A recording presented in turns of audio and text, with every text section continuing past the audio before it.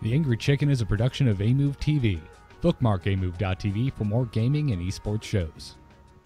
The Angry Chicken is directly supported by listeners like you via patreon.com/TAC.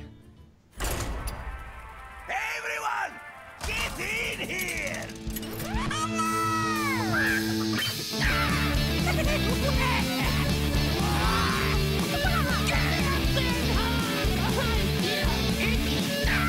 Ready for action! I've got the beast in my sight. A podcast about Hearthstone, Heroes of Warcraft. This is the Angry Chicken. Hooray, indeed. This is the Angry Chicken, the podcast all about Hearthstone. I'm Garrett Weinzierl. He's Willie Dills Gregory. Although on the frame, he's like delightfully, almost comically out of frame. And she is Jocelyn Moffat. Welcome back to another episode where I am already starting off the show trying not to laugh at the chat room because we had a rather off-color and, dare I say, scandalous, sexy even pre-show chat. So if you want to see that, sorry, you got to show up early into the live show, folks. That's what you miss when you don't watch it on twitch.tv/AMoveTV. How you going? How's Hearthstone going for you folks this week? How you going for you? How you going for you? Pretty good. Because why move past Hearthstone's rough right now. Hearthstone is rough. Hearthstone is I a will little say rough. that. Yeah. Jocelyn witnessed it last night. We'll talk about it probably later in the strategy segment. Yep. But yeah, Hearthstone's rough right now. It's a weird meta out there, man. Yeah, and I've had a couple of conversations with a couple of different people on different platforms, basically all saying the same thing, which is that they used to like ladder, but for whatever reason, they feel like they no longer want to ladder because it's like if you're not playing the aggressive decks, then you're not really doing it right, and you're wasting a lot of time, and there's a lot of people that are as cool as the meta is, and the fact that you have so many possible viable decks, it feels like if you're not playing these one or two things, then you're really missing out on the ladder experience because you're just trying to get as high as you can, as fast as you can. And yeah, I feel like there's a lot of that sentiment right now, and especially in the last week or so since we actually got the hints that they might be making changes to ladder. Now people are like, well, if they're going to change it, I'm not going to do anything this month. I'm going to wait till they, exactly. Yeah. I'm not doing anything till they change it. I feel like you're like, it's almost like you're trying to feast on a certain deck in a way. You go in and you try to counter Shaman, right? You're like, oh man, everyone's playing the Shaman. I should counter that. And then you go in and you're like, it's just all Reno Mage and Reno Priest and Dragon Priest and Reno Lock and what the hell? And you're like, all right, you know what? Screw it. I'm going to counter that. I'm going to be aggressive. And you're like, oh, God, it's just all aggressive mirror matches. Yeah. What's happening? It's just, like the rock, paper, scissors, as fun as it sounds. It's not working out right now. It doesn't end up like actually working that way. Yeah. So, like I know, Garrett, you've talked about in the past, like a best of 3 type of ladder or something where you could make changes to your deck after the first game. Oh, my God, that'd be so fun. Right now it would be anyway. I don't know if the future meta would be fun that way, but right now it would be pretty cool because you could come in with like a kind of a catch-all deck, and then you could tweak it, it in between after the first match. And I don't know, it's kind of weird. But I have been having a great time simply playing Hearthstone because I've been doing a lot of like Wild and Arena, and I've just been kind of dabbling in everything because the ladder is kind of frustrating. So it's like moved me away from it, right? And made me experience the rest of Hearthstone. It's made me put a little more time into my... I'm hoping that they have a good brawl this week so that I can have something. Brawl was cool, though. We didn't talk about it. We're not doing the brawl show anymore, but it was kind of cool. You could, like, infinite fireball people pretty easily. So, There's that. There's that to enjoy. I feel you there. To go back to my own suggestion that you invoked, I would prefer a multi-game, multi-deck format. I don't want to just play the same deck and then tweak the deck. I would like anything that is actually in any way, shape, or form analogous to what we watch in Hearthstone esports. Sure, but actually, the Dills Hearthstone League, which by the way, I'm happy to say, I had a perfect season. I went 8-0 in the season. Then I ran the table in the playoffs and I won the tournament. So champion in my own league. Yeah, host wins his own league. Hey, come on, man! I played really good in that league. But that was like the funnest Hearthstone experience I had, because it was like kind of a fun tournament. So you knew there wasn't really anything on the line, but you brought 4 decks and banned one and then played, and like that experience. When we had Dan Legrand on the show, and he talked about, I watch tournaments, how come I can't play this thing that I watched in your game? That is like the funnest Hearthstone experience there is, right? Is having a little lineup and then banning a deck and then picking your deck and then trying to counter the next deck and all that kind of stuff. And Ladder doesn't give you that at all. Ladder is like, spam this deck. Which, like, do you think it's going to counter most of the decks that you're going to play? And then spam it, right? Yeah, and I mean, that's an opinion. Some people might not think that's the most fun. I agree with you. Sure. I think that's the most fun. But it'd be But nice. I mean, I'm just saying, like, I experienced both, like, over the last month, and I was like, oh god, Dill's Hearthstone League, so fun. That being said, I'm not playing next season. I'm going to cast all the games. Cool. So yeah, should be fun. Very sweet. Well, you now guys you've won, are actually- so you have to back away Listen now. You there. can't I mean, get there's any nothing else better. to do now. Yeah. Yeah, like no, that's not really the point. The point is, I just want to practice casting. You guys should come on and cast some games with me, by the way. It'd be fun. Sure. Yeah. Sweet. Let's find a day. Sounds like a plan. Speaking of doing stuff together that isn't just this podcast specifically, we have a lot of bonus content coming in the next couple of weeks.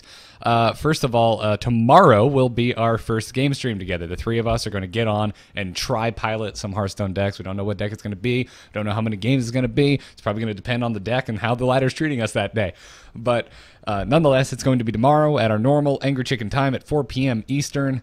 Right here on twitch.tv/amovetv. If you can't catch it live, don't worry. We'll get the VOD up somewhere, somehow, probably youtube.com/amovetv, and also post it to the Patreon, since this is a patron goal. So thanks, patrons, for helping us hit that.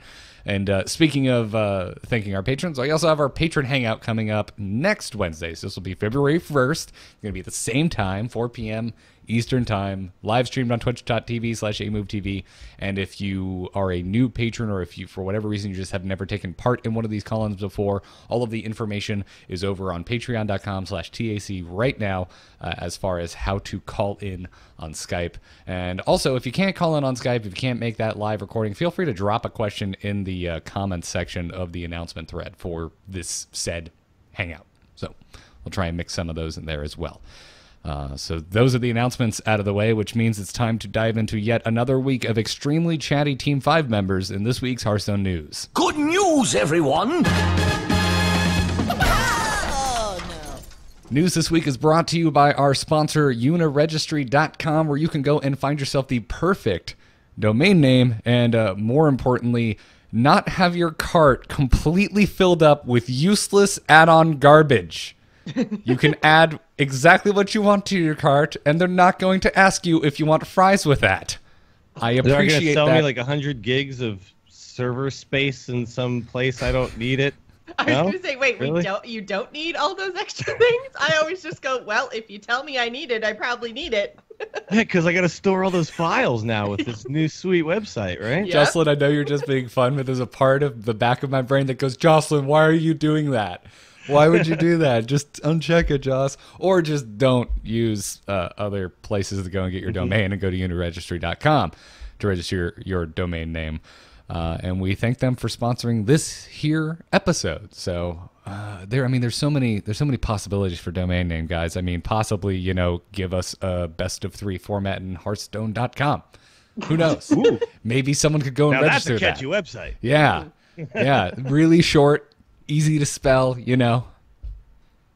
Is it 3? Is it 3 spelled out? Is it numerical 3? I don't know. Ooh, depends what's available. Yes, exactly. So anyways, go check out uniregistry.com, and we thank them so much for supporting this episode of The Angry Chicken. Now, let's get back into it. Hey, so I was expecting a little bit of quiet period after the live developer insights with Ben Brode and Dean, aka Ixar, and that's not at all what happened.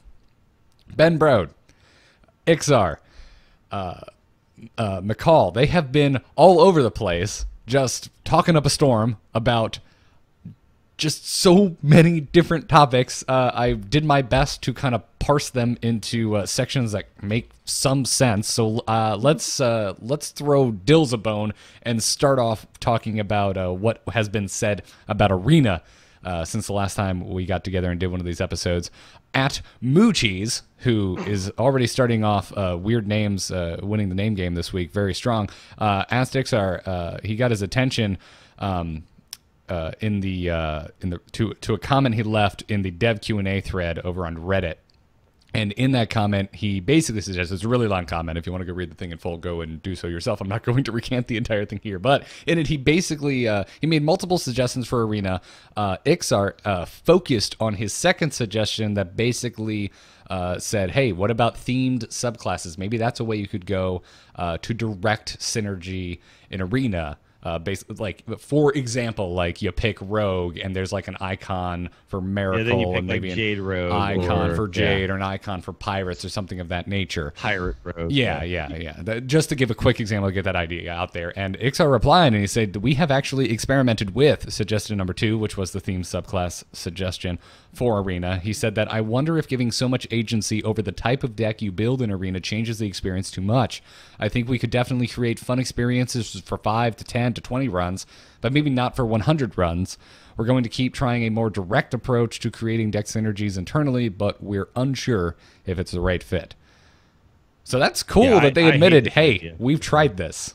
Yeah. I'm glad they tried it. I personally hate this idea. Like, I really don't like Arena forcing cards down your throat, essentially. And I also don't like going into Arena and then having it at all feel like the ladder, which I think you might end up having it a bit feel like if it's essentially, oh, well, we know that Jade Rogue is really good against Dragon Priest, and we know that blah, blah, blah is really good. Like, once it starts going down those kind of paths, then I think you kind of make it a little too samey, I think. I really like the idea of, like, we've talked about, if synergy exists, then you can create it, but out of a big random pool of cards, right? Like, I think the problem is that you can't draft for synergy ever because of how Arena works.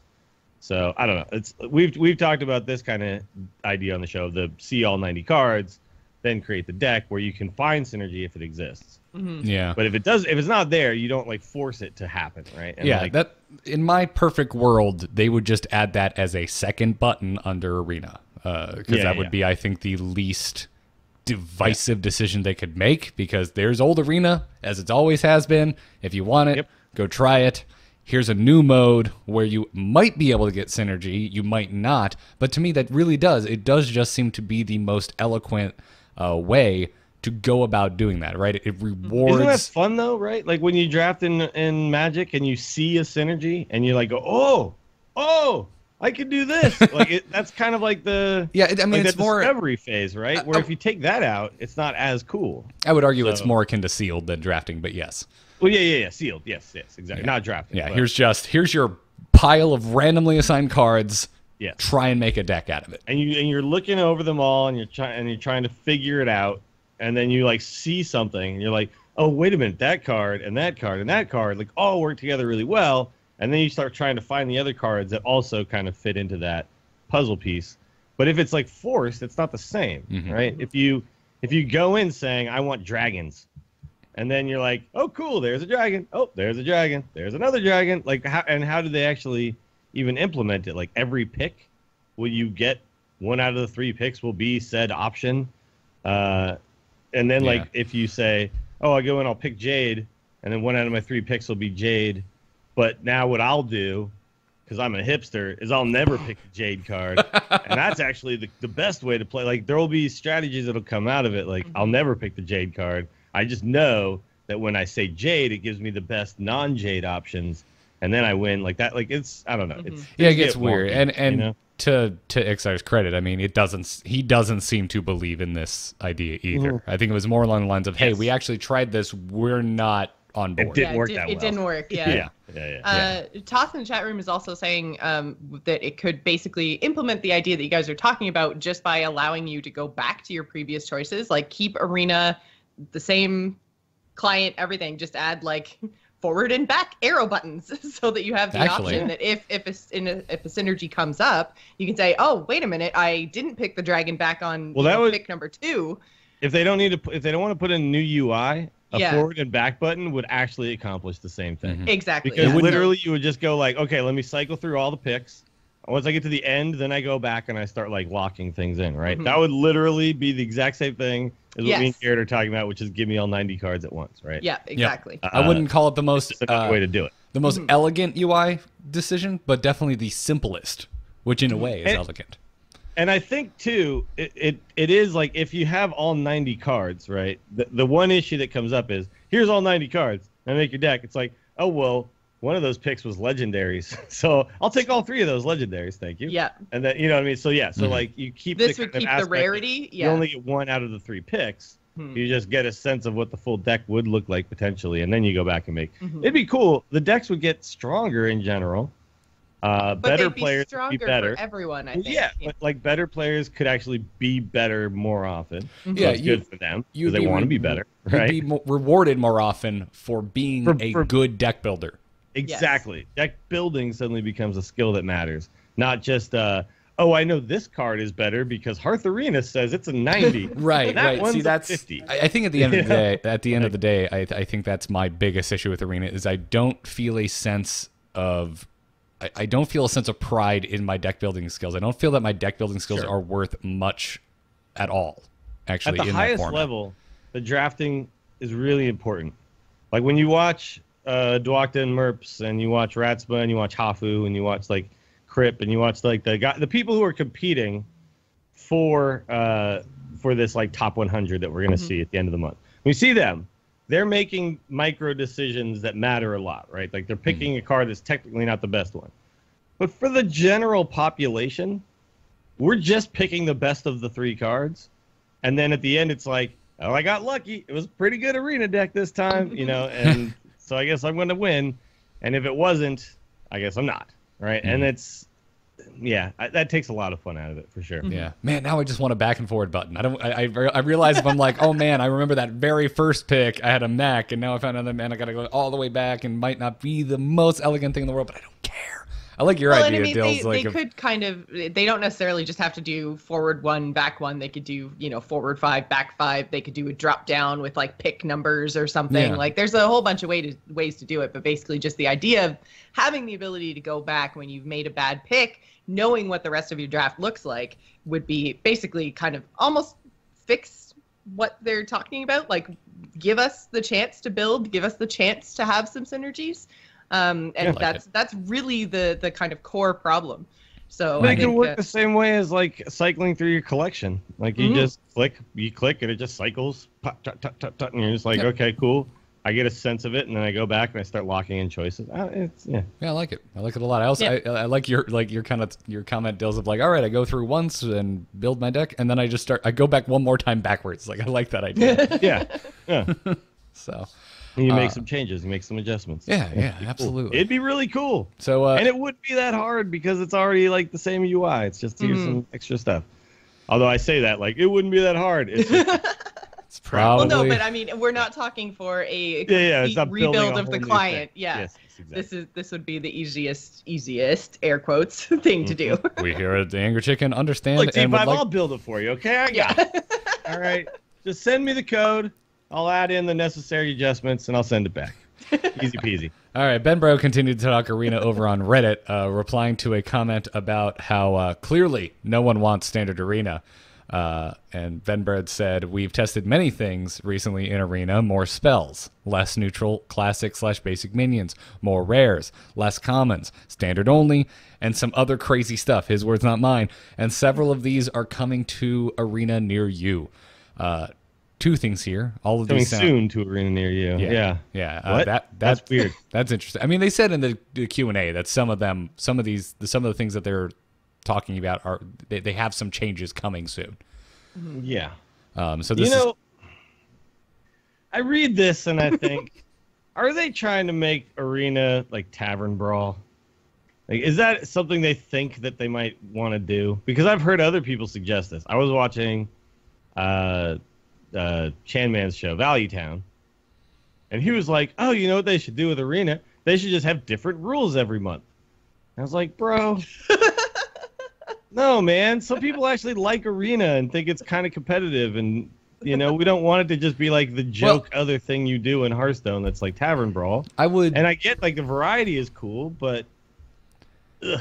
I would defend Shaman slightly. I'm not completely on board with this, but I would defend him slightly in saying that if you think of it more like Challenge Stone and less like Tavern Brawl, that's actually kind of cool. Like if the changes are, limiting an already limited format in a way that doesn't make it wacky, I actually would be interested in something like that. I would not be interested in everything costs 1 mana and it's a 1/1, but it still has its effects. I think the idea is like change the card pools periodically in Arena, and that I think would be okay. Mm-hmm. But I guess my issue is what I don't want is I don't want them to move further and further from competitive Arena, right? Like, and I think if they start making wacky rules in Arena, then you are moving away from what I kind of want Arena to be moving towards, which is a viable competitive format.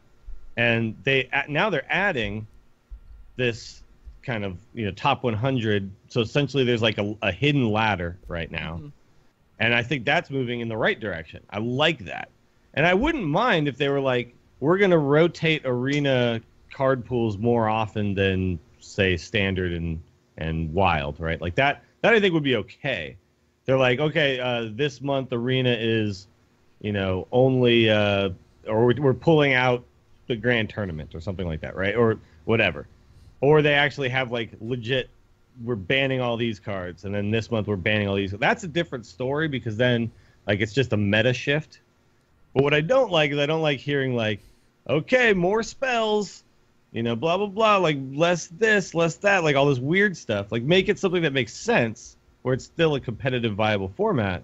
Then I'm chill with that. I'm fine with that. I don't like the idea of making it wacky and Tavern Brawly, and then it's like, here's the top 100 wackiest players this month, and you're like, And I think that it's probably just a bad word choice here by Ben Brode. Like, I don't think that they are moving towards anything that's Tavern Brawly or wacky or crazy or anything like that. But when Arena has been touched as little as it has been over the past few years, then, the idea of, giving less commons or making it standard only, those are wacky and crazy ideas for a format that hasn't seen a lot of change. So I feel like they're testing a whole bunch of different things to see what makes Arena feel best. And I don't think that we have to worry about them making it more like Tavern Brawl because, like you mentioned, there is now this hidden ladder, this top 100. They seem still interested in making that a competitive experience. So I don't think that we need to worry about it. I think it's just, Ben's way of talking. It's not that like, there's was wacky and crazy things coming. I was reassured by like Team 5's take on these kind of questions and ideas, right? Which is they also kind of are on board with not making it wacky. But I think what we're hearing is they're throwing a bunch of things against the wall, and they're seeing which things stick and make feels sense. best. Right? Yeah. Like they're like, okay, Arena definitely needs to get changed. How can we do it? Let's just try everything, and we'll internally test all these ideas, and then in the end, we'll figure out the best thing. And that sounds good to me. I'm like, yes, thank you. To the gentleman or gentle lady who made the comment that Ben directly replied to here, saying that nobody wants Standard Arena is your opinion. And that's crazy. Your extremely unlevel-headed, childish, screamy reply is the reason we can't have nice things like more frequent updates from Team 5. So And I will say I am a person, I will put myself out there, who wants Standard Arena. I do too. Yep. Yeah, absolutely, 100%. I think it would be cool if we still had the option for Wild, but I don't need it. I know, I prefer both, but if I can't have everything I want because this is real life, then I will definitely take Standard Arena over nothing at all, right? Dills, like, but exactly. I have one more question for you before we move on. Sure. Is this real life? Or is this just fantasy? Yeah. Caught on a landslide of Arena news. Ben Brode also replied directly to Kibler's recent video. If you haven't watched it, it's over on Brian Kibler's YouTube. But he pitched the idea of a custom crafted draft pool for Arena, and Bedbrode said, quote, he thinks that idea is cool. He said, we should explain what he meant by that, right? Essentially, a cube, if you know about Magic, a cube is like I put together a bunch of cards, and then we draft from that pool of cards, right? And you can create your own cube of cards. Does everyone have access to the same pool? Yeah, like essentially, it's like, let's say I get together with 4 of my friends, and I'm like, we're gonna draft from my cube. My cube is a bunch of cards, like a box of cards, right? And then the 4 of us all draft out of that box. And the way that it works in Magic, because I'm sorry, this needs a lot of explanation for me. Sure. But I feel like possibly there's other listeners going WTF right now. So the way it works in Magic is like I take a card, then somebody else takes a card, then somebody else takes a card. 15 cards. Well, if it's draft, you get 15 cards. Okay. You look at them, you pick one, and then you pass the 14 that Okay, I knew there was something about somebody got the next. But then there's card. also sealed, where you just get a bunch of cards, and then you make a deck out of those like pool of cards. There's like lots of different ways. I would like to pause here and just say I think this is all kind of complicating the matter. I don't think this is how it would work in Hearthstone. I'm just trying to explain like what Kibler was kind of suggesting here is just that there's essentially what he's saying is they're going to pick and like ban cards, and then the arena pool will be different than like the standard pool or right. Basically, Wild. Blizzard would decide what the cube is. How cube works with how a cube works with you and your buddies and your own Magic cube is kind of irrelevant. So it's not really but what just, like, Kibler kind of was explain suggesting. what Well, yeah, because I don't know what a cube is at all, so I say needed a little custom explanation. crafted draft pool, then people are like, I have no friggin' clue. Yeah, it's Exactly. just it's a predetermined just group of cards that you pull from to build your deck for a limited format. Yes. Fair enough. There you go. So so that's basically what Kibler was suggesting here was Team 5 would go and remove decide what cards go into Arena, what cards are omitted from Arena, and that would just be the Arena pool cards. You know, it could stay the same, it could change. I would like it to change, obviously, when new cards get added. But that should be basic. I mean, they're kind of already doing this in a way, they're doing right? this if they make it standard, right? Because then your custom In a draft way. pool is Yes. just Well, the yeah, but standard it's not technically custom because it's the same as standard, but Yeah. it is still But it's limiting still card. limiting. And the card currently, pool. we Okay. are kind of getting it because we had that recent That's true. Yeah. bunch of bans, right? Like Garrett just mentioned, right? Yes. So we had a bunch of crappy shaman cards get banned, a bunch of crappy, rogue cards get banned, whatever. So really, at the end of the day, what Kibler is suggesting that they go further with that they remove a lot more, that they pick and choose with a lot more care and consideration what cards are available to select in your Arena draft. And this which could I would be rotate really cool with. differently than standard does too, right? Yes. Like you could rotate whatever. And this, I think, is part of what I think Chanman was suggesting too. But he was also suggesting other weird stuff. But yes, absolutely. Keep I your like weird this stuff out of Arena, Chan Man. Cut that out, Chris. Cut that out. idea. Yeah. I'm gonna But bring no, this up. and I watched Kibler's video and I thought it was very cool. So what did Brode say? Brode said that this it's something that they've been discussing. He said, quote, I think there are some cool things about Standard Arena. We've had a lot of fun with it internally. I'm not sure that it's the end-all be-all of Arena formats. And I wonder if just more variety at Arena would be better than any one solution forever. This is probably where a lot of Chanman's comments came from. He continued saying, looking forward to how it feels in a live environment. We do agree 100% that having more strategy and planning and synergy in Arena drafts would be better, and we have some more radical ideas that could help with that, and we are prototyping them now. Dude, it's so crazy how much they're talking about Arena, first of all. Like, let me just... like, I realize now that, we talk on this show about Arena very little in the grand scheme of things. It's because there's not usually a lot to talk about. Yeah, and how Team 5 talks very little about Arena in the grand scheme of things. And all of a sudden, in this last, 2 weeks or 3 weeks or whatever it's been, it is, blown up. This is all they're talking about. It's crazy. Arena and it's has... so exciting to me to hear people who don't play Arena, who think it sucks. Because I think a lot of people, I watch streams sometimes and people will be like, oh, Arena, someone will ask a question about Arena and be like, oh, I don't play Arena. I don't care. And just, it's just dismissed, right? As this thing that doesn't matter and doesn't exist in Hearthstone. And then I watch, a Dwogden and Merps, it's that's all they do. They literally get to rank 20 every season to get a card back and they never touch, constructed again. And there's a lot of people who are like them, who are very into it. And just the first thing I just want to say is like, holy crap, man, we're talking like nothing but arena right now. This is crazy. Yeah. It's like the world's upside down right now. Yeah, We did get the big ban list in Arena, right? Or, well, I guess not big, but then they mentioned that there was going to be, more Arena announcements, Yes. right? So Yes. I feel like what's happened is they have an Arena announcement planned, probably for, let's just say, end of February, because I'm just Sure. making stuff up.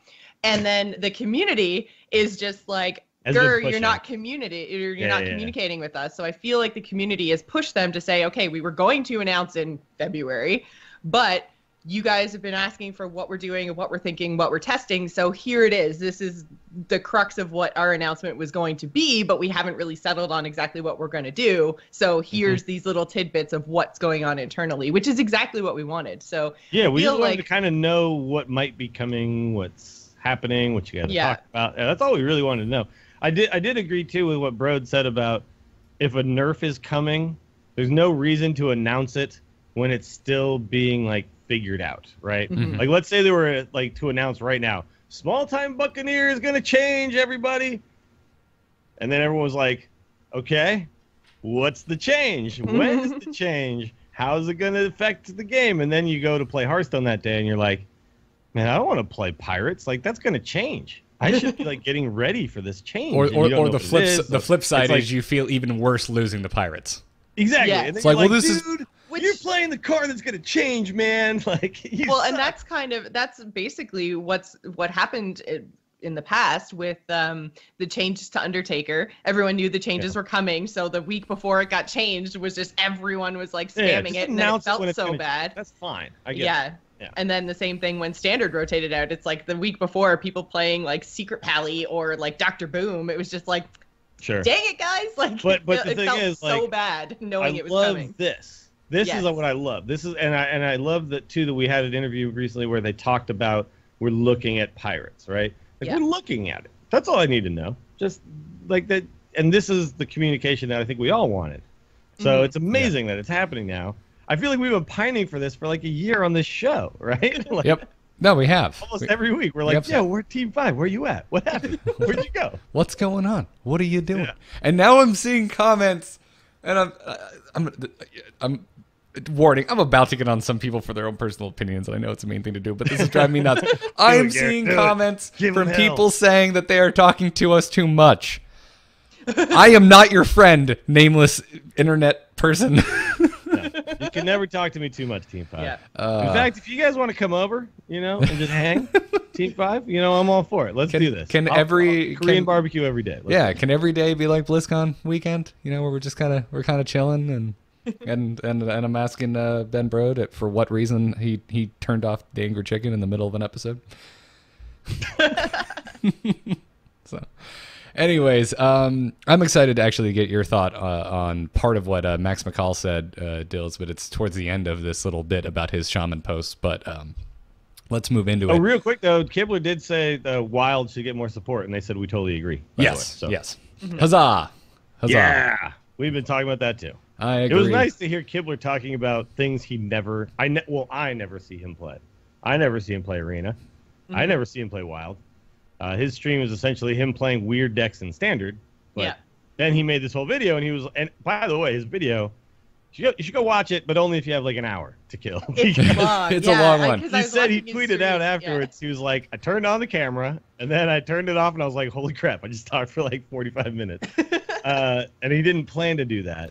But it speaks to like how much is going on, how much has been kind of said to us, and how much the community kind of thinks about these things, right? He's very much kind of, I think, reflected a lot of people's thoughts. Well, and I really identify with Kibler, especially in this video, because I kind of fall into that camp of I don't play Arena hardly at all. And it's not because I think it's a throwaway. It's because I think it has potential, but it hasn't reached that potential. Sure. Like It's- I played it a bit, and then I realized, nah, like I don't like this version. It's not, for me personally, awesome, it's yeah. not as deep as I would like it to be.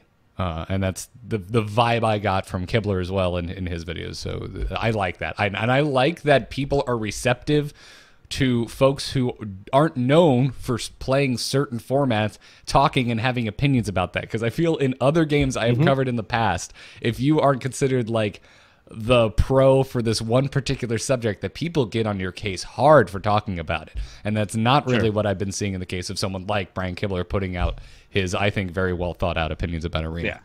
Like if Burps told me how to play aggro shaman, I'd be like, dude, you don't know what you're talking about.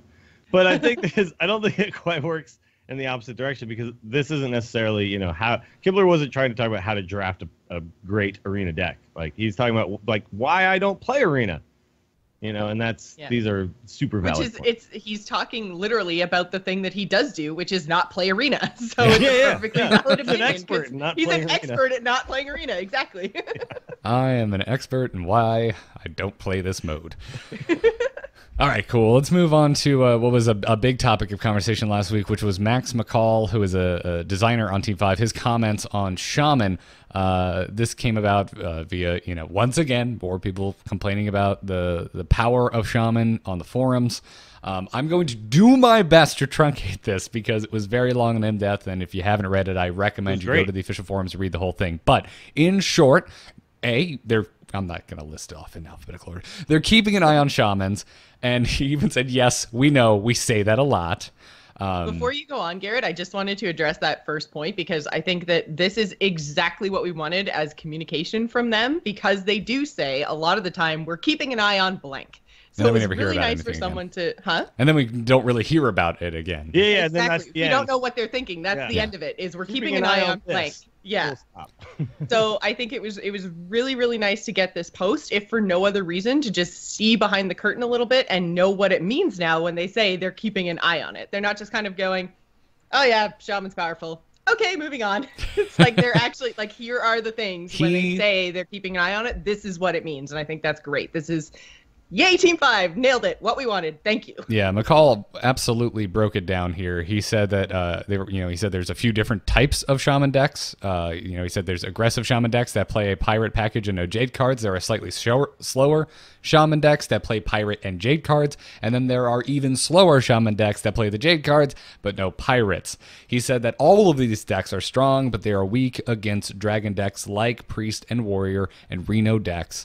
He said, hey, if you're tired of losing the Shamans, try Reno Warlock, which he got some flack for.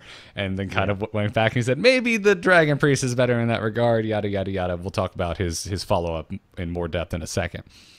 He said, in some ways, this is fine. Shamans are popular, but there are strategies that are good against them. In other ways, it is less fine. Collectively, Shamans are popular, and it is boring to play against the same class over and over again, especially when they feel samey. Mm-hmm.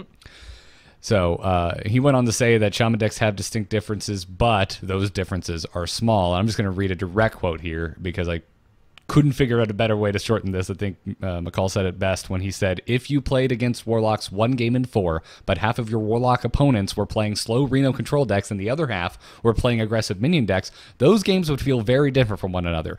On the other hand, when you lose to Tunnel Trog, Totem Golem, Feral Spirit 3 times in a row, it doesn't matter if some of those Shamans had a Pirate package or if one of them had Jade cards. Your game still felt very homogenous and weren't that fun, especially the third time around, and I think that's the core of the issue.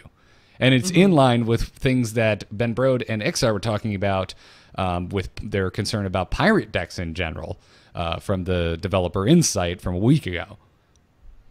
So, I think the issue here is that right now you have Shaman, which has, like 14 or 16 cards that are in every Shaman deck, no matter what it is, whether it be aggressive or control or whatever.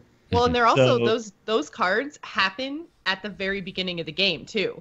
So you're seeing the same turn, 1 through 4 every single time. But like if you play against a control warrior or an aggro warrior, by turn 2 which one it is, right? And with Shaman, it's like, well, by turn 2 they did the same exact thing that every other Shaman would do, and then like by turn 7 you're like, whoa, what's this? Holy crap! I guess it's a different type of Shaman than I thought.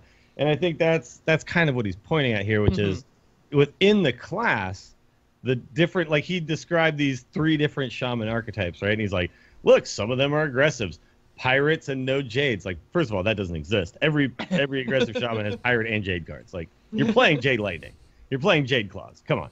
And then he's like, slower aggressive ones that are running, Lightning Storm and Thing from Below, right? That still exists. It's essentially like mid-range, but it's also still an aggressive one. And then there's like, okay, I'm playing Super Control Shaman with all the Jade cards and Devolve and whatnot, which I think we're going to talk about at some point in the future.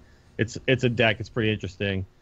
But again, there's all these cards that are just they all kind of exist because they're just such good cards.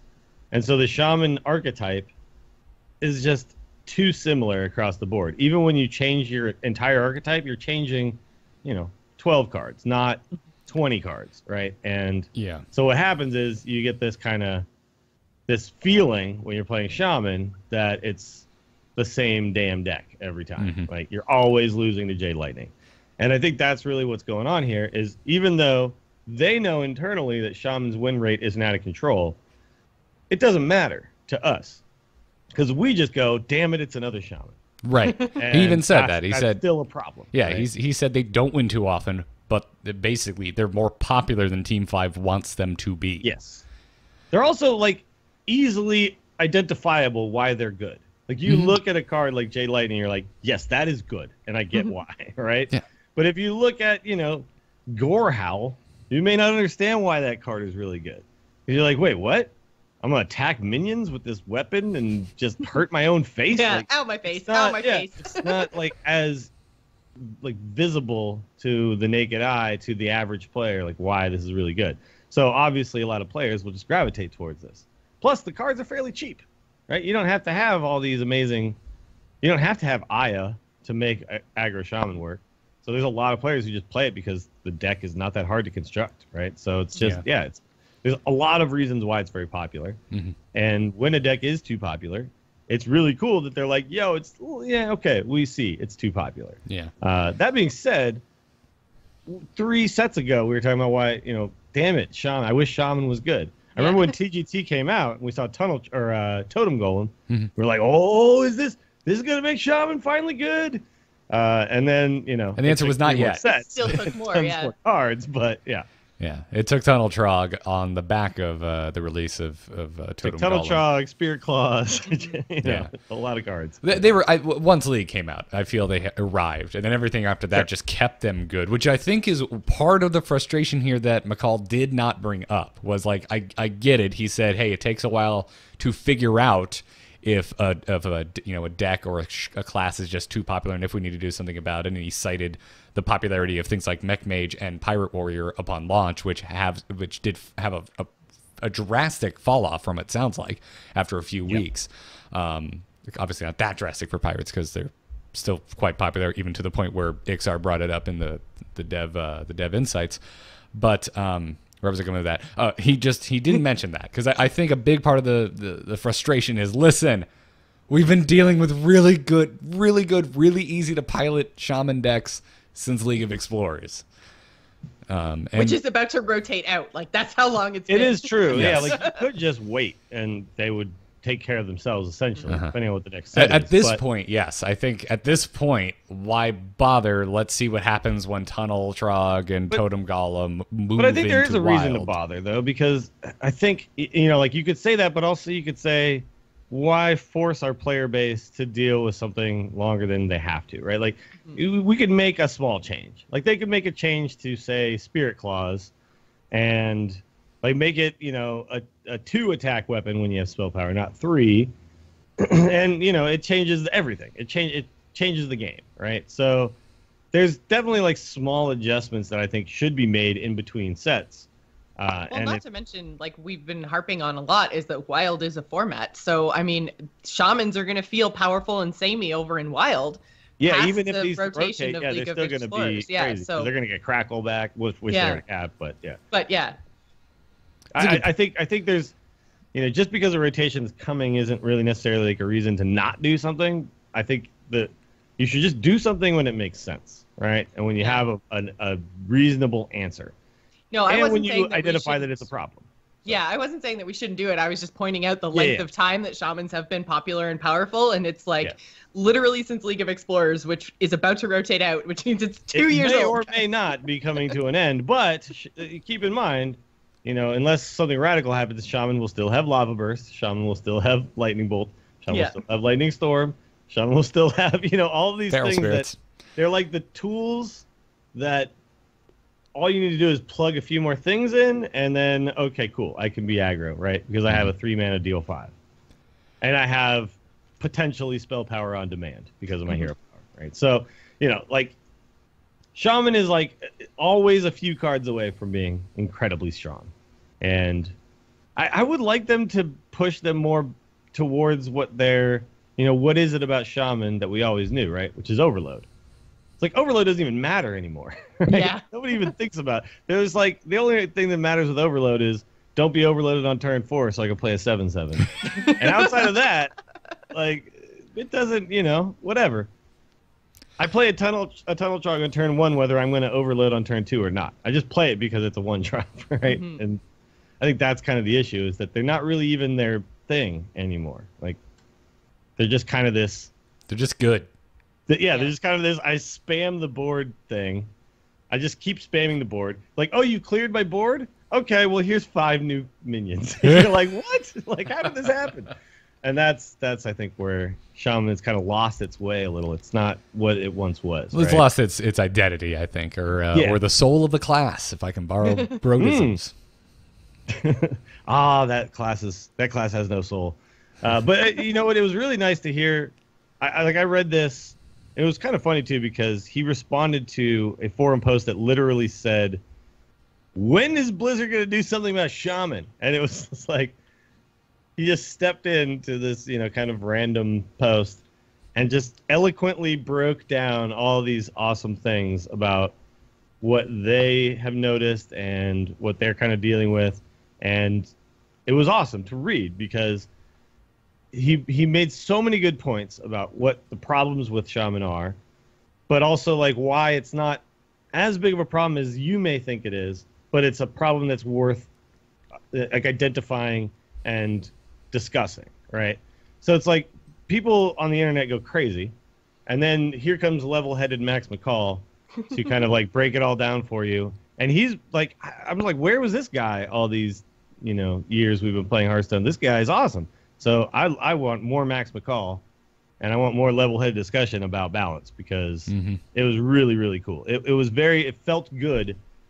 And then the next time I went into ladder, it was oh yeah, no, I could beat this. Yeah, Max McCall told me that I just got. It was nice. It was it felt good. It felt like being talked to in a reasonable manner. They didn't talk down to us in this post. It was really nice. So thank you, Max McCall. And in his follow-up comments, he got way more into the nitty-gritty. He got roasted. He got roasted, but in his follow-up to the roasting, he got into the nitty-gritty of the statistics, which really you did not jive with the statistics Team 5 were laying down in the last couple of weeks. I'm curious about your opinion of McCall, what the stats that McCall brought up in his follow-up, because the big thing that he was kind of addressing here were that forum posters were pointing to Vicious Syndicate's data, saying that Aggro Shaman was only slightly unfavored against the decks that McCall had suggested. In his follow-up, he said, quote, "We look at every game played among the top 1.3% of players at all regions." He said that roughly corresponds to rank 4 and up. We know every card in every deck and sort those decks into the archetypes you see on the ladder. Our BI team, which I'm not actually sure what that's referring to, is extremely sophisticated, and some sort of I think it's balance something. I think. Oh yeah, maybe. Okay. I think it's balance something. I don't know what. Anyway, he said that that team can drill extremely deep into small variants of those archetypes and see how small deck tweaks impact certain matchups. So this is what I was talking about on last show, and somebody posted in our subreddit about that conversation, and Dills is ignoring the rest of Hearthstone. And I'm not. What I'm saying is, when you're balancing, you should be balancing around the best players in the world, right? Because that's who's going to give you the kind of true story. And that will filter down to everybody else. Like if it's balanced at the top, it will be balanced at the bottom as well, right? For the most part. We have heard in other games, I haven't really heard this ever come out of Team 5, but in other Blizzard games like Heroes and StarCraft specifically, they were actually concerned how certain strategies with certain units could be abused on the lower end of the skill spectrum. So they still check in from time to time. Matt, like you can look at the bottom and then realize there's an issue, but like your kind of true balance like starts here, right? Like, no, I agree. I agree. You should pay more attention to the people who play correctly.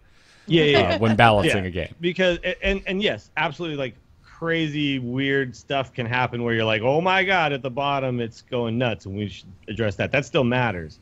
I'm not saying you don't look at that at all, but I'm saying like you cut it in chunks, right? And you try to make sure that it's similar everywhere. And this is awesome because he literally says we're cutting a chunk off, right? 1.3% of players. That's the chunk I'm talking about. Like, cut that chunk, look there. Cut this chunk, look there. Like that's how the data should be parsed, and it was really nice to hear that that's what's going on. That being said, when they told us that other data, they just told us data without telling us how it was parsed, right? They just handed us a number. And that was really my issue, is like, this doesn't tell me anything. Like, this is literally telling me the wrong thing. And here we got Max McCall again. I'm like, my new hero, Max McCall over here, telling me, exactly how they're parsing data. It's amazing. Yeah. Thank you. And I forgot to include here that he started off this talk about stats saying, hey guys, Vicious Syndicate does good work. They do not have as much data as we do. But here's the thing, though. Vicious Syndicate could be out of a job if Blizzard would just tell us the numbers themselves. They're never going to do that. None of the teams. I know. None of the teams at Blizzard do that. They have. But here's the thing, though. It's the best we've got, right? Like, it's the most data we have as a player base. So it's good. Well, like, I'm glad it's here. Obviously, it's not perfect, but we don't get perfect data. So what are we supposed to do? Not get any data? Like, thank you, but I think it's more of basically the community using incomplete data to attack Blizzard with. I think that's the issue, right? Like, people don't seem to realize, I guess, that Vicious Syndicate, while it's awesome, isn't actually built off of every game ever played. Whereas it's alternative facts. I'm so used to agreeing with you. I just said before I realized what you said. But it's just where you're going in and saying like, okay, this is Shaman's win rate, me as, outside of Blizzard person, and you therefore Blizzard are wrong. Like, you need to realize that you have incomplete data, Blizzard has complete data, and there needs to be a level of trust there that the community has not been showing trust and respect to the developers very much, especially recently, and especially since they did release those stats in the Q&A. So I think this is great that now we know a little bit more about, where they're actually getting their stats from and where they're getting their numbers from and what kind of section of the ladder they're looking at. But I think that there just needs to be a little bit more trust from the player base to say like, okay, we don't know what we're talking about as much as Blizzard knows what they're talking about. But there will be more trust if they keep doing this. Yes. This is the thing, though. We were not at a point where we could trust them because we weren't hearing anything, right? As a player base, we were not hearing anything. So it's not like people were wrong to have a little mistrust. The more Max McCall gives us numbers like this, the more that Ben Brode and Ixar talk to us about our concerns, the more trust we will have. So I think the trust is being built, like rebuilt right now, right? And so just, as long as they keep doing this, we will, as a community, give them a little bit of a longer leash and be, hopefully, I mean, some people will just flame because they're, because that's what they jerks. But happen. I think the community as a whole is going to be more reasonable, right? The more that they give us. So the fact that they're giving us more now, like I'm already, like I've cooled off from where I was a month ago, right? Like a month ago, I was like, Blizzard, fix it. Now I'm just like, okay, I had a bad night in Hearthstone last night, but I'm not pissed. I'm not worried about the future of the game. I feel good about things, and it's because of the communication. So. Yep, I agree. This is my favorite Team 5. I will say. This version right now that we are dealing with is my favorite Team 5. Because old Team 5 sucks. Yeah. New Team 5 because is great. the closest thing I'm feeling to frustration right now is the need to say to Team 5, please don't stop at making Arena standard only. Keep going. Keep iterating. Keep trying to make it better. That's as close as I am right now to frustration. And that's a pretty comfortable place to be. As far as I'm concerned. Clearly, not everyone feels the same because I saw a lot of all caps, curse-riddled replies that were surprisingly replied to by Team 5. But yeah, anyways. Before we move on from McCall's comments, he also did mention what he called nosebleed at legend ranks, that some individuals substantially overperform from what they see as the kind of the norm for win rates among decks. He gave the example of patron players near rank 1 legend were winning almost 80% of their games after a couple hundred games. And then he said, I love this, while the mere mortals at medium legend ranks only won about half their patron games. Yeah, because this is a children's card game and there's no skill and it's all RNG. Exactly. Praise Yogg. And he even the addressed... fact is RNG matters, but you can be a very good player. And he even addressed parsing statistics from lower ranks. He said, we have looked at lower ranks as well. The numbers were virtually the same. He said it's computationally expensive to look at every game at every level, even with sampling. He said, but we do recheck every so often to ensure that the high-level metagame is still representative of the lower-level play. So this is what that's all I cared about on last week's show, was that they care about that too, and this is nice to hear. What I'm hearing is Dills is going to find a direct line to McCall so that every time he gets a little flustered about Hearthstone stats, he can just send him, hey, McCall, talk me off the ledge here, man. Yeah, need some help. Talk me down. Talk me down. Talk me down. McCall, let's have a chat, bro. So what's going on? Yeah. Yep. So any other points before we move on? We're already, once again, an hour into the episode before we even move out of news. It's like we have no news, but not lots of news. I know, it's crazy. Yeah, I think it's good. All of this stuff is great. I hope by next week we have many, many more things like this to discuss because they continue talking. That's basically where I'm at. Awesome. I'm with you as well. Well, cool. Let's move on then to this week's strategy talk. Strategy's back. Hit it very hard. Wanna blow something up?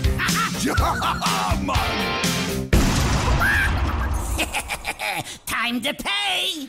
This week's strategy discussion is brought to you by Away, Away Luggage, specifically over at awaytravel.com/TAC. Again, this is luggage that is just beautifully, functionally minimal, everyone. The carry-on, which Jocelyn has sung the praises, and I'm sure we'll sing the praises again in a second, has built-in internal batteries for charging. You can get 5 iPhone charges out of one of these things.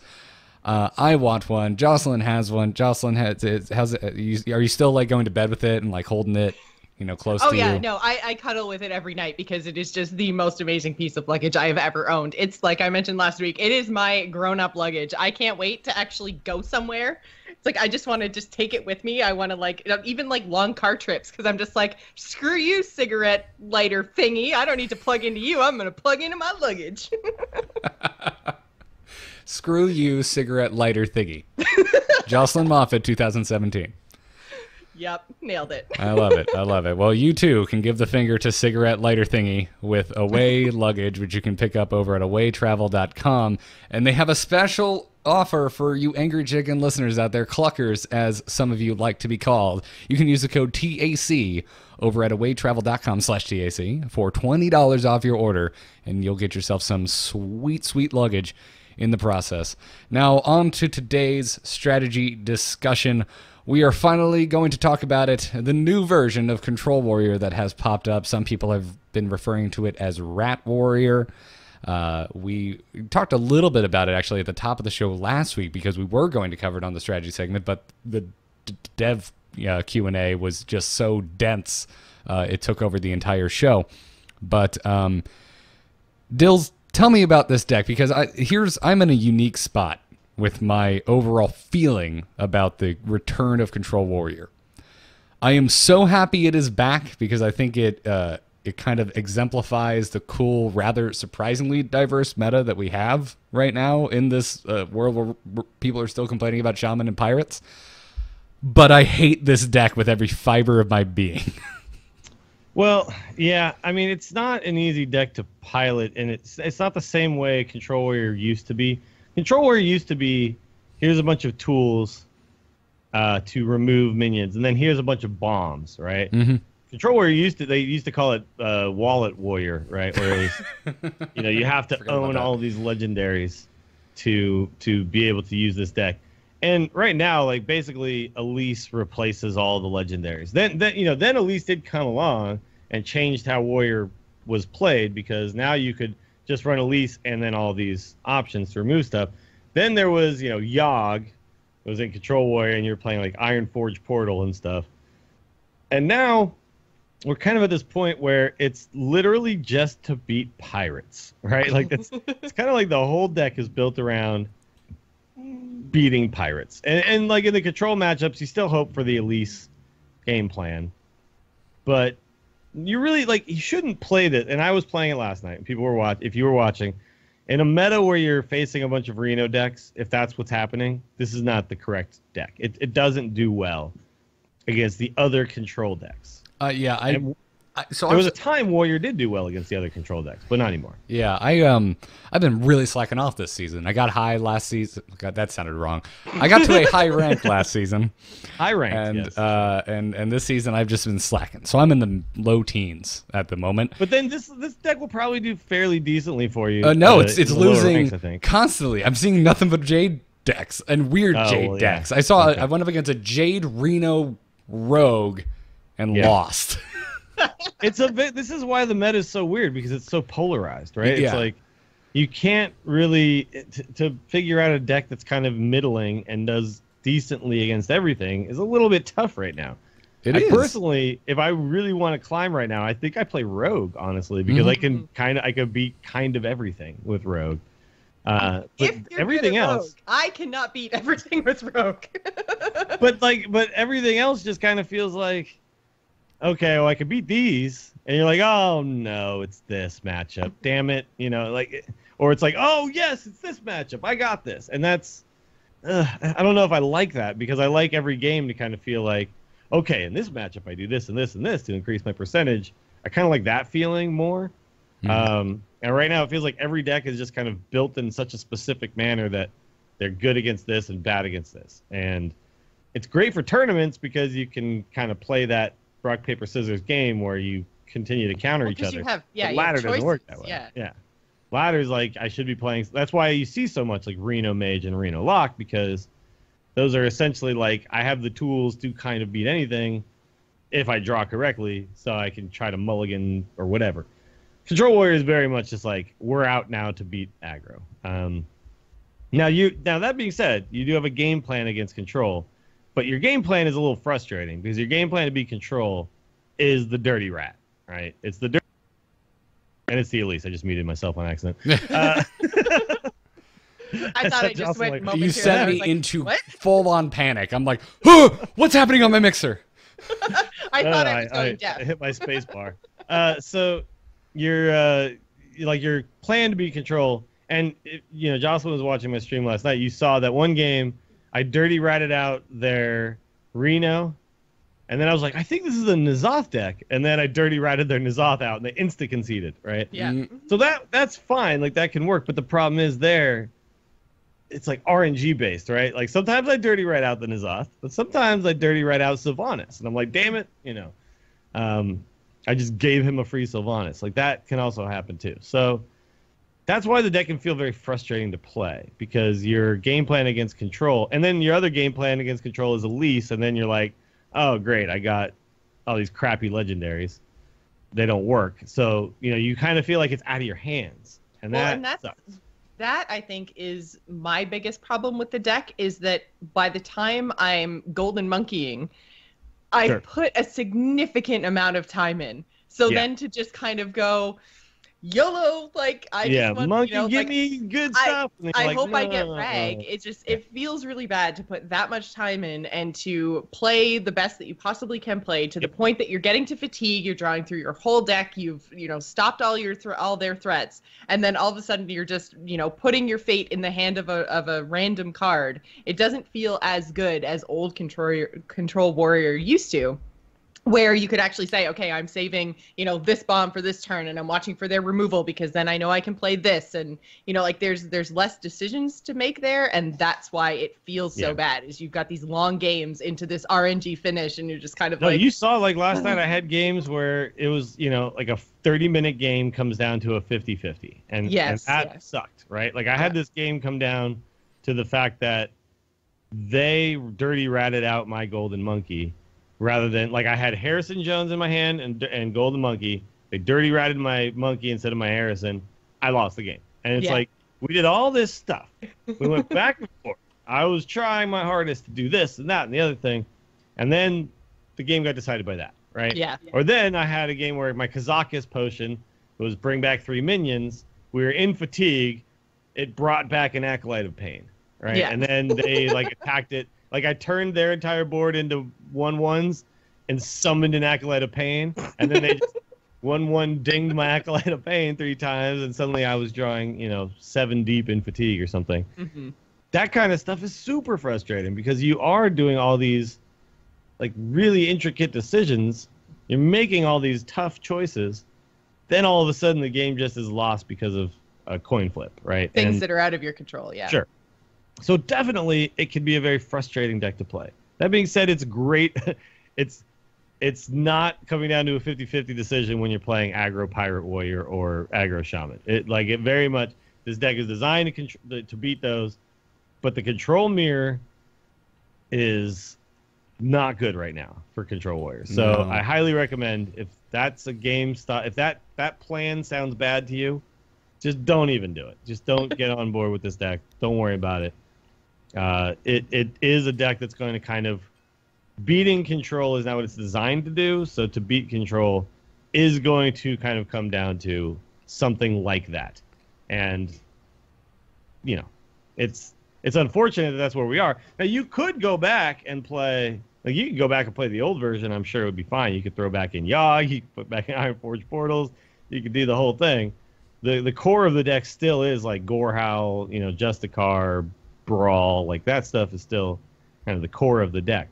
Now we've got these tools that are so good against aggro, like Alley Armorsmith, that changes that matchup in a big way. So, I'll say this: I'm not gonna play Control Warrior anymore this season. But it is a deck that is worth talking about and worth noting because it does match up so well against some very popular decks. So just take that information, do with it what you will, but understand you might have a bad time playing this deck. I had a bad time last night.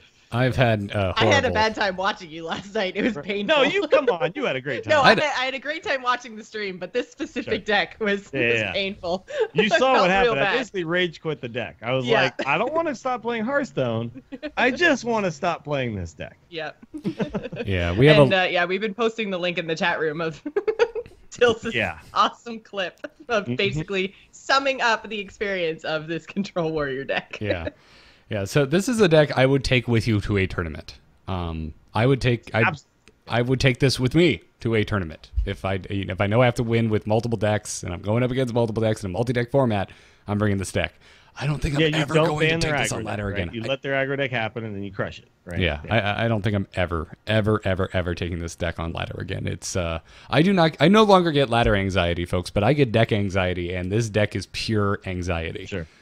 It will never beat a Jade deck ever in the history of anything. Like, it just will not. It's just like, I guess I brawl, and wait. That's the problem with Jade, though, I think. Like, I don't like the fact that Jade is this thing that just beats every other control deck.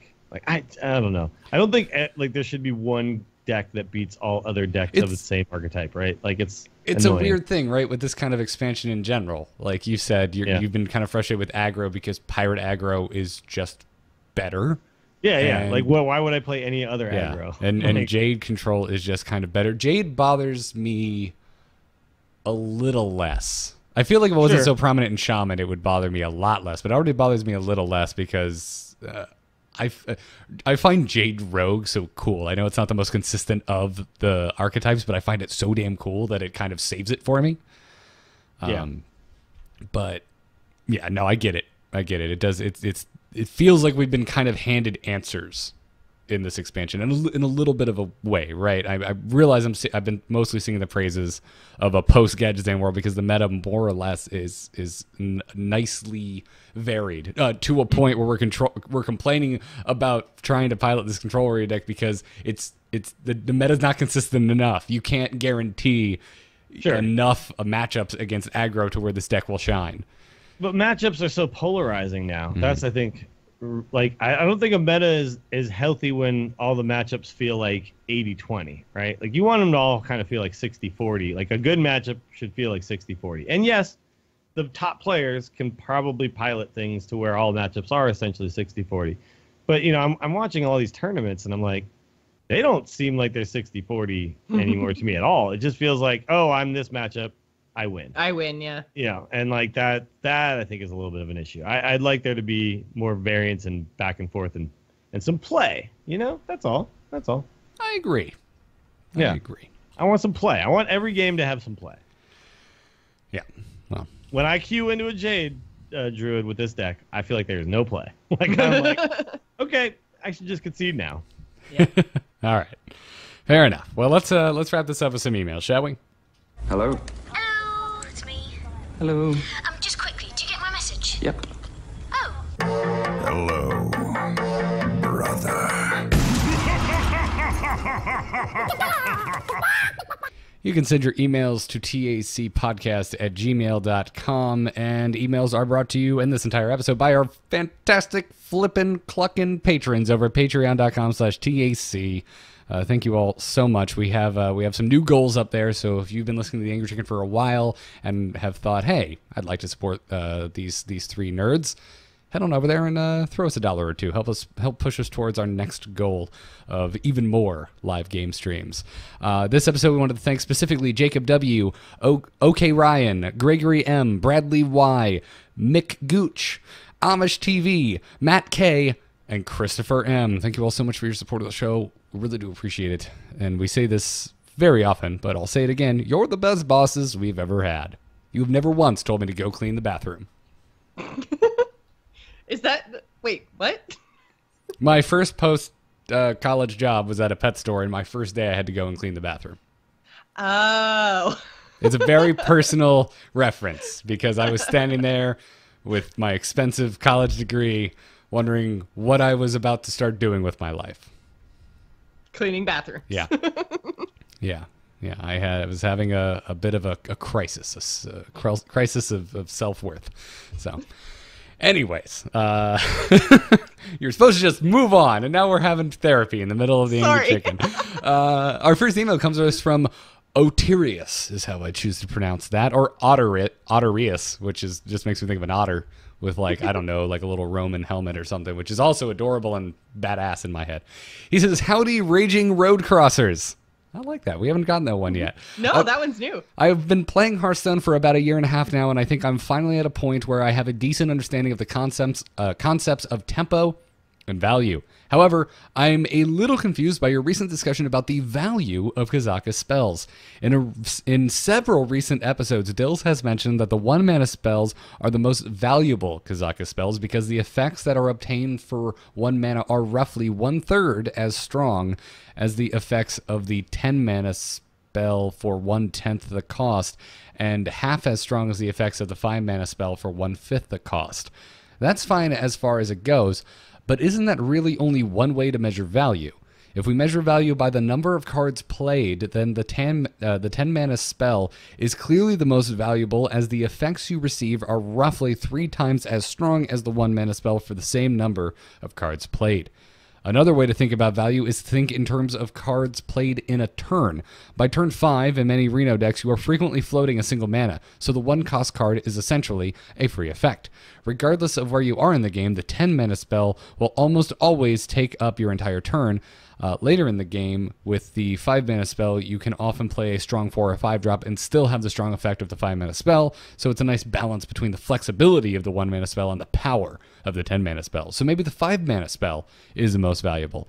Is there one commonly agreed upon definition of value, or are all of these different values value measurements valid? Thank you for all you do. Sorry for this crazy technical question/discussion starter. No, thank you.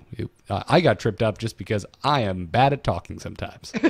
No, I think Atirius, you literally answered your own question, which is, yeah, there's lots of different ways to measure value, right? I mean, you're absolutely correct. If you're talking about one card, what did I do with one card? Well, if I played the 10-mana spell with one card, I did the most things I could do with one card, right? But in Hearthstone, you cannot measure things by only one metric. You need to understand that there's many different things that matter, right? So, generally when you talk about value, you talk about value in terms of cards and, kind of like this like long-term value. If I killed 2 cards with 1 card, oh my god, value, right? Like that's kind of what you talk about. And when you talk about tempo, you talk about just the board, the other guy's health total compared to your health total, things like that. So you vomit all your cards out onto the board and you hope to kill them pretty quickly. So value and tempo, like you can kind of think of as these kind of polar opposites in a way. Like conceptually you can, because you're not worried about value when you're worried only about tempo. That being said, what you said is absolutely correct. When I was talking about the Kazaka spells, what I basically was saying is people are discounting how valuable the 1-mana spells are. I wasn't saying 1-mana spells are always better. I'm not saying that at all, because that is definitely not the case. 1-mana spells from Kazakus are not always better than 10-mana spells, but people think of them as terrible, and people don't ever take the 1-mana spell. Even when the current situation they're in, they would benefit more from the 1-mana spell, right? Like you could deal 2 damage to everything and 3 damage to something with 1 mana if you take that. Like that's a disgustingly good spell, right? And people never take it because they're just so focused on how good the 10-mana spell is. And like you said, it's 1 card, but it's your entire turn. You literally play 1 card your whole turn, and it better be sick, right? And if it's not, you might just lose, which is why Jaraxxus is a very tough card for people to wrap their head around when it's good. A lot of people misplay Jaraxxus because Jaraxxus takes your whole turn. If I play Jaraxxus at a bad time, I just die next turn, right? So you have to pick and choose the time to play Jaraxxus really, really properly. Kazakus works in a very similar way. You better pick the right mana cost, pick the right spell, blah, blah, blah, if you're going to be like really playing to your best of your abilities with Kazakus, which is why you see a lot of players play, like they literally will not play Kazakus until they brand Kazakus. Like people hold Kazakus back the entire game because they want to brand Kazakus, because branding Kazakus takes a little bit of the skill intensive part out of it, because you're going to get 2, right? So I can take a 5 and a 10. Yep. And then I kind of hedge my bets, right? So, and that is exactly why I have started running Nose Dormu in all of my decks. There you go, yeah. Screw you, you can't play Kazakus at all. But it's like what all the points you brought up, it's like you figured it out on your own. So congratulations. Value is not measured only one direction, right? Value is definitely measured in many different directions. The amount of cards, the mana cost of the cards, the tempo you gain by the card, all those things all kind of add into value, right? Like my dollar is worth more in some places than other places. My dollar is worth more depending on what I buy. Like value is obviously always going to have a lot of caveats that come along with it. So just always remember that, and don't ever think, try not to ever think in Hearthstone in black and white, right? Try not to always think it's always correct to do this. It's never correct to do this. Always think in terms of context, and in certain situations this is correct.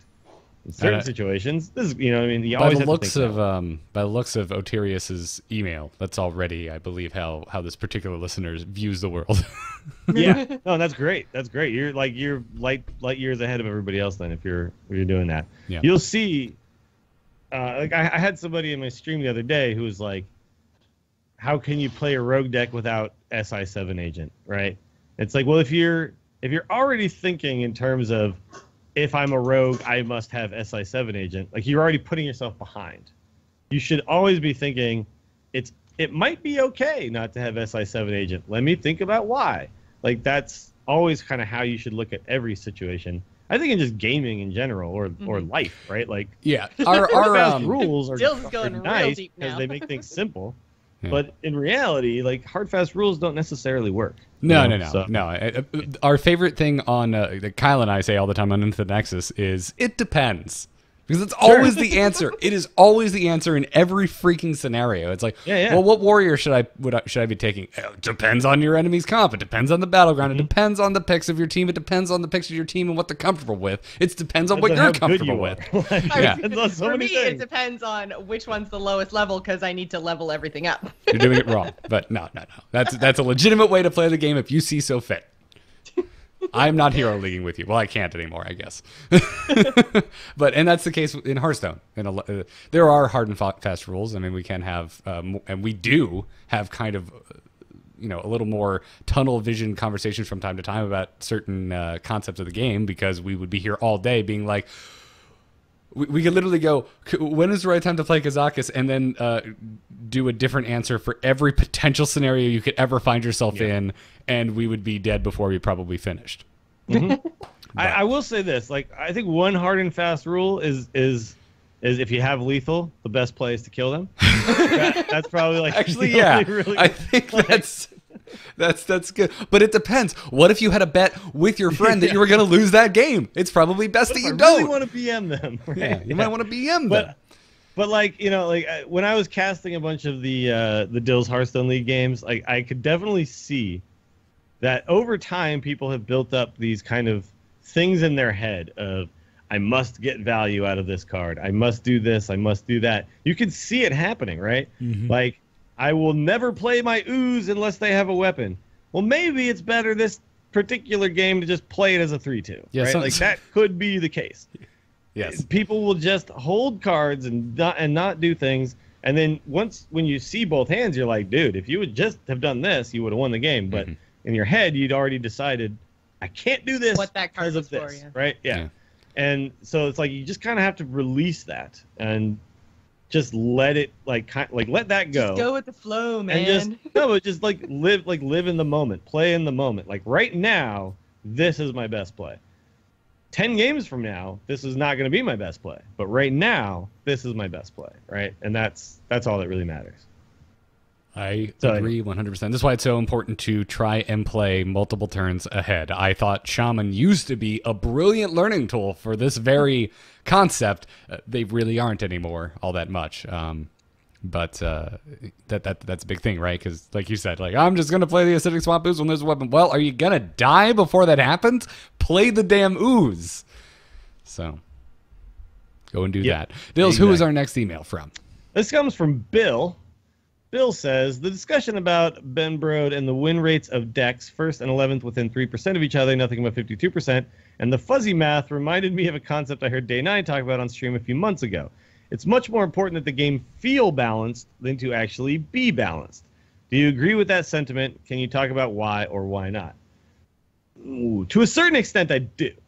To a certain extent, I definitely do. Like, if a game feels good and feels balanced, then players will be kind of okay with it. But if it's truly imbalanced, that is a facade that will only last so long, right? Like, eventually you will come to the conclusion, oh man, it's not actually balanced. There's a problem here. I think both of these things are essentially important, right? Like, not one more than the other. Both things kind of have to be somewhat true.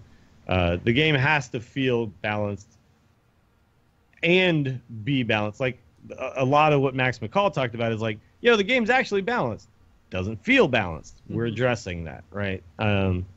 but like their numbers kind of prove that true balance may be there, but the feel is not, right? Right. But I don't think you can have only one or only the other. You have to have some sort of combination of the two. Well, and I think a lot of the feel too isn't necessarily just around like, is card A balanced versus card B versus card C. I think it's a lot more about like the number of matchups that you're facing and stuff. It's not necessarily that, you know, I know that Shaman's going to beat me every time. It's that, oh my God, I just played, you know, 8 games and 6 of them were Shaman. And that's where the bad feeling comes from. Yeah. And, you know, sometimes, you're going to lose to the 4-mana 7/7 and it doesn't feel balanced. But when it really comes down to it, I think it's more like matchups and stuff that's happening that lends itself to the feeling of the game more so than your individual card balance, because they do work very, very hard. And like Dill said, their numbers show that the game is technically balanced, but sometimes it just really feels bad. Mm-hmm. Yeah, absolutely. And I mean, if you're being like really harsh about balance too, it's like, it's not, because they said something has a 52% win rate. Technically, there's an imbalance there. But I mean, at the end of the day, there's enough that's okay. I'm totally okay with that. I can go to sleep tonight still thinking Hearthstone's one of the greatest games I've ever played with that knowledge in my head. You know, it's funny. Like Day9 is a really smart guy, but some of his concepts I feel like he gets married to a little bit. Like this, I remember watching his whole speech about when he got Legend and how he didn't learn anything along the way because he just spammed Shaman. And I was like, man, I watched you play, dude. You could have learned stuff. You just chose not to. Like, you literally just weren't paying attention. You were just spamming, and you'd already decided in your head that there was nothing to learn, so you just didn't, right? Mm-hmm. And like I think that's bad habit. That's a bad habit to pick up, right? Is like, I've already decided I have nothing to learn here, so I will now choose not to learn. And that's basically what I watched him do. In this particular instance, yeah, this is a great, like, this is an idea worthy of discussion, but definitely I don't think you can be like, it is definitely more important that the game feel balanced than be balanced. Like 100% of the time, that is the better thing to have, right? Like that's a concept. Like I don't know. It's like, again, we're talking in absolutes. Too much absolutes. I don't think you want to do that. You definitely would rather kind of it feel balanced and be balanced, right? So it's like, and you don't. Yeah, why are they mutually exclusive? You don't live in a world where one has to exist and the other can't. Yeah, like you said, it's not mutually exclusive. So, you know, it's like just like right now, my dog feels like he could beat me up. But if I really wanted to beat him up, oh man, like so he feels like it's balanced when we play, but it ain't balanced, dog.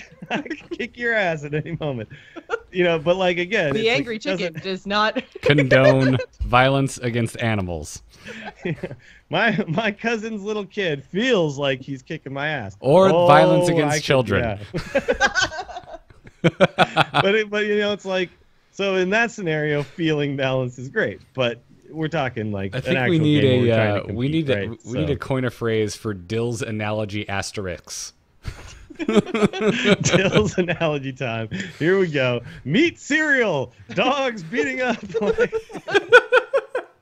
don't think anyone was necessarily offended by meat cereal. Well, I don't know. Maybe we got a lot of tweets about the meat cereal. Yeah, meat cereal was totally a thing. It was ridiculous and hilarious on a level of absurdity I didn't know was possible. Yeah, I understand when I'm ridiculous with the analogies, but you know, I'm gonna preface this, which I think it's kind of weird to try and talk about how I think a person is with that person not present on the show, but I feel like having spent a good chunk of my life watching Day9's programming that he wasn't saying this as like a concrete absolute, that he was saying that this is something you should also consider in your game design. He's a smart guy. Yeah. Day9's an interesting guy. I'm a big Day9 fan, and he's clearly a guy who enjoys fun and wackiness and gets a lot out of it. But he kind of came to be the juggernaut of content creation that he is through StarCraft, which is a game that there are objectively good players and objectively garbage players. Oh yeah, absolutely. Rush League for life. There are correct ways to play that game. So it's that's what I find interesting. So like, there's just no way in the back of my head, there's no way he was out there just saying, "This is it. This is the most important." I'm like, no. Sure, no, but I want to make sure, like, because I think people can interpret it that way, right? And I know Day9 is a very intelligent person. I watch him. I'm a big fan as well. But it's like, I do remember watching him grind a legend and him kind of being like flippantly like, yeah, it's just all about games played. Yeah. And I'm like, dude, you could be playing better if you were trying. You could play less games. You could play better right now. Like but you're just kind of spamming your cards out. And like that is, I think, that's, and I'm sure a lot of people watching him were like, oh yeah, Day9, like he said, there's nothing to learn in Hearthstone. And you're like, yo, dude, no, there is. Awesome. So I just want to point out, like, always like listen to these concepts, but always then kind of like consider them and think about like if the other side is also true. Yeah. Well, that is, I think, going to wrap it up for this episode of The Angry Chicken. Thank you again to our patrons supporting us over at patreon.com/TAC. Huge thanks to our Patreon producers, Declination, Peter Williams. We would also like to thank those of you who are dropping us 5-star reviews on the iTunes store. Those still help us out quite a bit. Thank you to Christakis LP, Loud Chazia 42, I butchered that like hell, and Junior Kickstart. Thank you all for your 5-star reviews. Find more of this podcast and many others like it over at amove.tv or youtube.com/amovetv. Get our swag. We've got quite a few. We have a couple Angry Chicken t-shirts, the logo. We've got the Jobs Done shirt over at shirts.amove.tv. You can get custom etched glassware at etched.amove.tv. Don't forget to follow the show on Twitter at TAC Podcast and catch us live Tuesday nights at 4 p.m. Eastern on twitch.tv/AmoveTV. But more importantly, catch us tomorrow at 4 p.m. Eastern Time, Wednesday, January 25th, my birthday. This is my last day of my 20s. Yeah. What? Wait a minute. Hitting the big 3-0 tomorrow, and I'm going to spend at least part of it with you two chuckleheads. You're going to be a real boy now. Yeah. Yay. I'm going to be a real boy. Anyway, I'm going to spend at least part of that birthday with you two tomorrow, streaming some Hearthstone at 4 p.m. Eastern Time on twitch.tv/AmoveTV, so make sure you tune into to that. Dills, when you're not clucking and beating my dog up, beating your dog up, and making analogies to child violence. Where can folks find you doing none of that because you're a good person? I will be. So first of all, follow me on Twitter at Willie Dills, but I will be in San Antonio this coming weekend. So anybody listening who will also be in San Antonio, there are some events happening there. First of all, PAX South is going to be happening, and I will be there. But also, NXT TakeOver will be happening. I will be there Saturday. Sunday, Royal Rumble. I will be there. So, and Justin Robert Young, one jury, will also be there with me the entire weekend. It's going to be fantastic. We're going to be having a great time. Friday night I'll be at the Twitch party. I mean, if any of you guys listening are at any of these things, please come find me. Let's hug it out. And, yeah, it'll be good. So, yeah, come on out. It's going to be fun. And outside of that, just at Willie Dills and twitch.tv/WillieDillsSF.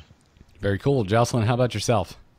You can find me on Twitter and Twitch. I'm at Joss Plays, and I know I always pimp the gamers in, but I did want to make sure that I mentioned to all of you that this weekend we're actually going to a Nintendo event, and we are going to get hands-on with the Nintendo Switch. So if you're curious about your pre-order and want to know what we think, then make sure you guys tune in to our episode on February 1st, because we're going to have our impressions next week on the Nintendo Switch.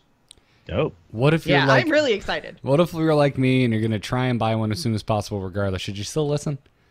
Well, I guess you don't really have to, but if you're No, the answer is yes. What about me if I'm not going to buy one, no matter what? The answer is yes, regardless. The answer is yes, because you two have very interesting opinions about all things video games. So folks should listen. Whether I'm really excited. I want to see what Zelda actually looks like in person, because that is obviously I have a Zelda tattoo. I'm a huge Zelda fan. Zelda is my jam. Does Zelda like come with it? Is that the game you like get? It doesn't. Nothing comes with it, which is part of the problem. What happened to that, man? That used to be the best.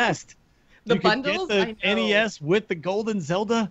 Yeah. With Mario and Duck Hunt. You can get. It doesn't come with anything anymore. Come on, consoles. That's why I don't play you. You can get bundles. It is a launch title though, so you can get it day one. I would argue you can get bundles for any other console right now. Yes. Yeah. Every other console has bundles at the moment. I hate that that's not like now they're like, do you want 2 controllers? Well, That's an extra. Actually- You're like, what? Yeah. Give me 2 controllers, you sons of bitches. God. Oh, All right, That's sorry. highly entertaining. Raising consoles sometimes. That will be. But then let's check out Jocelyn. She's gonna talk about the Nintendo Switch. Thanks, Dills. That'll be February 1st, so next Wednesday, twitch.tv/amovetv at 8 p.m. Eastern. So don't miss it. awesome. Folks, you can find me on Twitter at Garrett Art. You can find all of the shows I do at amove.tv. I put out a new solo show this week. It's called The Angry Nerd. If you haven't heard it, it's me talking to myself. But I take emails from you guys too, so it's not always one-sided. So go and listen to that. It's mostly me freaking out about turning 30 and talking about the really, really bad Halloween costumes my cousins and I were forced to wear when we were children. So go and enjoy that. That's Are you actually freaking out about it? a little bit. It's weird, like, Sure. but it's also like life. Turning 20 is like, okay, so turning 20 is like, oh, damn, dude, I'm almost 21.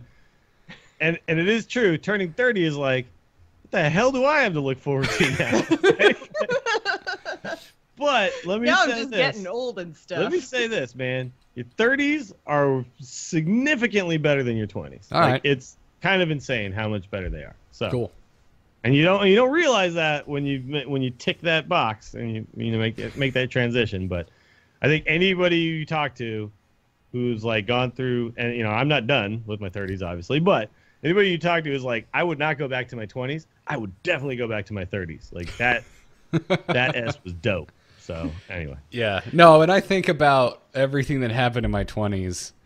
It was like playing the Warrior deck we talked about today. It was an anxiety-riddled experience. So, no. Which is but kind of why I would go back to my 20s, because I'd fix all that.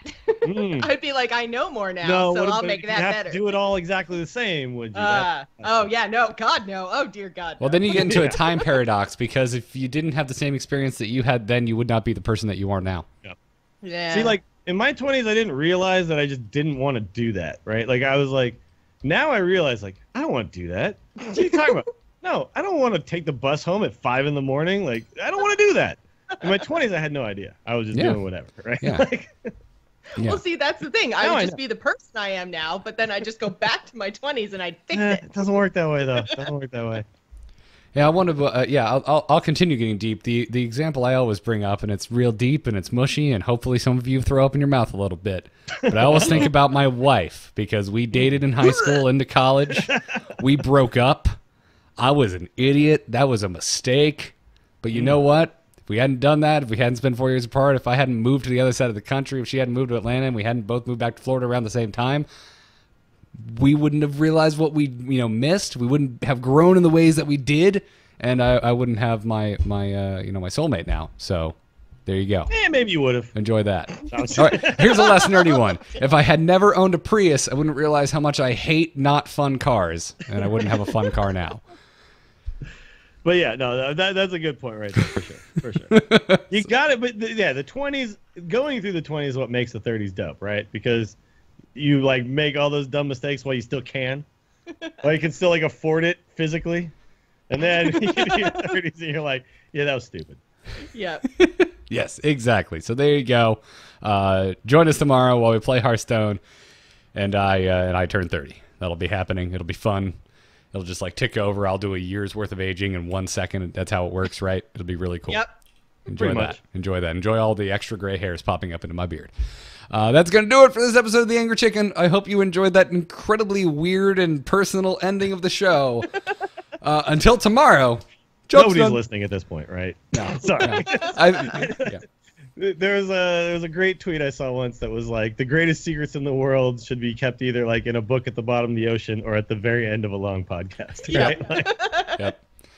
Yep. So, all right, sorry. Go ahead, Garrett. Yeah. Do the thing you were doing. job is actually done. Job's done. Job's done. Yeah. Oh, my back. I'm 30.